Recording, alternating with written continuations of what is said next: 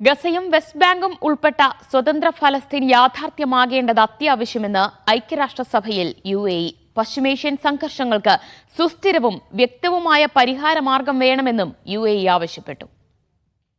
UN രക്ഷാസമിതിയിൽ UAE പ്രതിനിധി Muhammad Abu ഷഹാബാണ് Israel ഫലസ്തീൻ പ്രശ്നത്തിൽ നിലപാട് വ്യക്തമാക്കിയത്.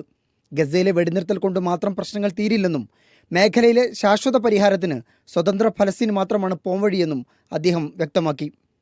ഒക്ടോബർ 7 മുമ്പുള്ള അവസ്ഥയിലേക്കുള്ള തിരിച്ചുപോക്ക് അംഗീകരിക്കാനാകില്ല. അസംഖ്യം ജീവനുകളാണ് യുദ്ധത്തിൽ നഷ്ടമായത്. ബന്ധുക്കളെ നഷ്ടപ്പെട്ടവർക്കും യുദ്ധഭീകരത നേരിട്ട് അനുഭവിച്ചവർക്കും അതിൻ്റെ ആഘാതത്തിൽ നിന്ന് തിരിച്ചു കയറാൻ ദശാബ്ദങ്ങളെടുക്കും. ഈ ദുരന്തത്തെ മേഖലയിലെ മാറ്റത്തിലുള്ള അടയാളമാക്കി കണക്കാക്കണമെന്നും അദ്ദേഹം അഭ്യർത്ഥിച്ചു. ദ്വിരാഷ്ട്ര പദ്ധതി മാത്രമാണ് പ്രശ്നത്തിനുള്ള ഏക പരിഹാരം. ഇതിൻ്റെ ആദ്യപടിയായി റിയാദിൽ ചേർന്ന അറബ് രാഷ്ട്രങ്ങളുടെ ഉച്ചകോടി UN-ൽ ഫലസ്തീന് സ്ഥിരാംഗത്വത്തിന് ആവശ്യം ഉന്നയിച്ചിട്ടുണ്ട്.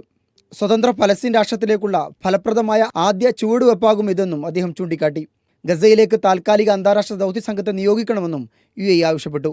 Media 1 Dubai.